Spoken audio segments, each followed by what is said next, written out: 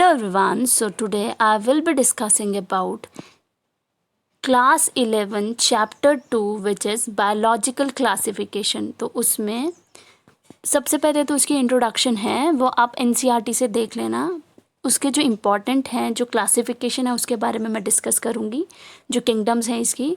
तो R.H. Whittaker ने 5 kingdom classification को प्रपोज किया था। उन्होंने इन किंगडम्स का नाम क्या दिया था? एक मोनेरा, प्रोटिस्टा, फंजाई, प्लांटे और एनिमिलिया। अब मेन क्राइटेरिया क्या था ऐसी क्लासिफिकेशन का? तो वो इंक्लूड करता था कि कैसे ऑर्गेनिज्म को उनके सेल स्ट्रक्चर, थैलस ऑर्गेनाइजेशन से, मोड ऑफ न्यूट्रिशन से, रिप्रोडक्शन से और फाइलोजेनेटिक रिलेशनशिप से कैसे उनको क्लासिफाई किया गया है और कैसे उनको डिस्ट्रीब्यूट किया गया है किसी भी किंगडम में। So firstly we will talk about kingdom Monera, जिसमें हम बैक्टीरिया के बारे में पढ़ेंगे। तो जो बैक्टीरिया है वो सोल मेंबर्स हैं किसके? मोनेरा के। सारे के सारे बैक्टीरियाज जो हैं वो किंगडम मोनेरा में इंक्लूडेड हैं। बैक्टीरिया जो हैं वो यूनिसेल्युलर हैं और प्रोकैरियोटिक है। यूनिसेल्युलर मतलब सिंगल सेल्ड और प्रोकैरियोट्स मतलब प्रिमिटिव जिनकी न्यूक्लियर अरेंजमेंट है, ठीक है। और अगला है कि ये सर्वाइव कर सकते हैं एक्सट्रीम कंडीशंस को। जैसे कि कौन सी एक्सट्रीम कंडीशंस? जैसे कि हॉट स्प्रिंग्स हो गए, डेजर्ट्स हो गए, स्नो हो गया, डीप ओशंस हो गए।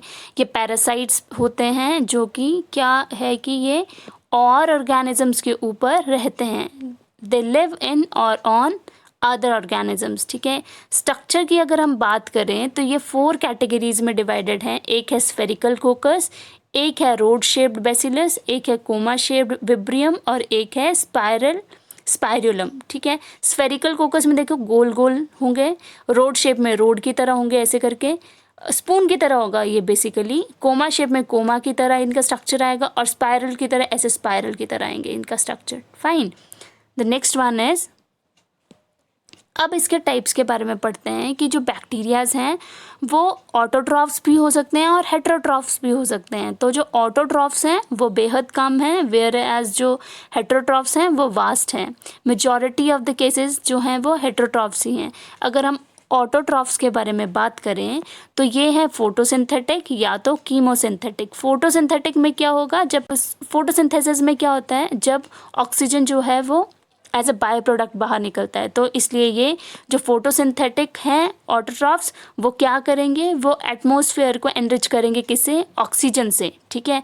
और जो कीमोसिंथेटिक हैं वो किससे एनरिच करेंगे एटमॉस्फेयर को? न्यूट्रिएंट्स से, ठीक है, जो कि प्रोड्यूस होते हैं by the breakdown of inorganic compounds. ये जो इनऑर्गेनिक कंपाउंड्स थे ना इनकी वजह से। एग्जाम्पल क्या आएंगे? नाइट्रोजन एंड फॉस्फोरस, ठीक है।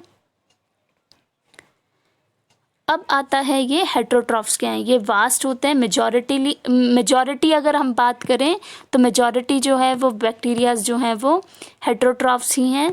डिकम्पोजर्स हैं, मेजॉरिटी में डिकम्पोजर्स हैं। ये इफ़ेक्ट करते हैं ह्यूमंस को कन्वर्ट। देखिए ज़रा कैसे करते हैं, जैसे हम मिल्क को कर्ड में कन्वर्ट करते हैं तो यहाँ पे भी बैक्टीरिया की ज़रूरत पड़ती है। एंटीबायोटिक्स फॉर्म करते हैं, नाइट्रोजन को फिक्स करते हैं ये लेग्यूम रूट्स में। कुछ ऐसे हैं जो पैथोजेंस हैं, जो कि पैथोजेंस क्या होंगे? जो कि डैमेज करेंगे क्रॉप्स को या फार्म एनिमल्स को या पेट्स को। और डिजीज़ कुछ जो हैं वो डिजीज़ कॉज करते हैं, जैसे कॉलरा आ गया, टाइफॉइड आ गया, टेटनस आ गया, सिट्रस कैंकर आ गया। रिप्रोडक्शन जो है वो मेनली इनकी फिजन से होती है, लेकिन अगर अनफेवरेबल कंडीशंस हैं तो ये स्पोर्स की वजह से रिप्रोडक्शन करते हैं। सेक्सुअल रिप्रोडक्शन में क्या होगा कि ये अपना प्रिमिटिव डीएनए जो है उसको ट्रांसफ़र करेंगे और बैक्टीरियाज में, ठीक है। अब इसमें आता है हमारा आर्के बैक्टीरिया। अगर आर्के बैक्टीरिया की बात करें तो ये ट्रू बैक्टीरिया नहीं है। ये सर्वाइव करते हैं, हमने बोला था ना कि एक्सट्रीम कंडीशंस को सर्वाइव कर लेते हैं। तो इनका एक स्पेशल फीचर क्या है कि ये मोस्ट हार्श हैबिटेट्स को भी सर्वाइव कर लेते हैं। देखिए अगर सॉल्टी एरिया को सर्वाइव करें तो उनको हैलोफाइल्स बोलते हैं, हॉट स्प्रिंग्स को सर्वाइव करें तो इनको थर्मो एसिडोफाइल्स बोलते हैं, और मार्शी एरियाज़ में जो हैं वो मैथोजेंस होते हैं। जो कि ये मैथोजेंस कहाँ प्रेजेंट होते हैं? ये गट में प्रेजेंट होते हैं, किसके? काउज और बफलोज के। क्यों? इसका रीज़न क्या है कि ये प्रोड्यूस, इसी की वजह से क्या प्रोड्यूस करते हैं? ये बायोगैस जो मीथेन है, कहाँ से? डंग से प्रिपेयर होती है ये। और ऐसी क्या खासियत है इनमें कि ये सर्वाइव कर लेते इतना हार्श हैबिटेट? तो इनका जो की फीचर वो क्या है? डिफरेंट सेल वॉल स्ट्रक्चर जो है इनका जो है वो मेन फीचर है जिसकी वजह से ये सर्वाइव कर लेते हैं इतना एक्सट्रीम हैबिटेट। अगला हम बात करें, the next one is you bacteria के बारे में बात करें तो ये जैसे हमने आर्के बैक्टीरिया के बारे में पढ़ा तो वो ट्रू बैक्टीरिया नहीं है, वेरएज यू बैक्टीरिया के बारे में पढ़ोगे आप तो वो जो है वो ट्रू बैक्टीरिया है। इनकी रिजिड सेल वॉल होती है, इनके पास फ्लैजिलम होता है, फ्लैजिलम कैसा टेल लाइक होता है जो कि मूवमेंट में हेल्प करेगा। साइनोबैक्टीरिया की अगर हम बात करेंगे तो इसको ब्लू ग्रीन एल्गे भी बोलते हैं। और देखिए ग्रीन कलर इसका इसलिए होता है, इसके पास क्लोरोफिल होगा इसी की वजह से तो इसका ग्रीन कलर होता है। तो अगर क्लोरोफिल है तो फोटोसिंथेसिस भी होगा, फोटोसिंथेसिस होगा तो एटमॉस्फेयर को ये ऑक्सीजन के साथ एनरिच करेंगे। ये यूनिसेल्युलर होते हैं, कॉलोनियल होते हैं, जो ऑर्गेनिजम्स कॉलोनीज में प्रेजेंट होते हैं उनके पास क्या होती है, एक प्रोटेक्शन के लिए कुछ चीज़ होती है, उसको क्या बोलते हैं, म्यूसिलेजिनस शीट होती है उनकी, वो प्रोटेक्शन देती है इन्हें। हेट्रोसिस जो है वो नाइट्रोजन फिक्सेशन करवाते हैं, एग्जाम्पल इसके हैं नोस्टॉक और एनाबिना।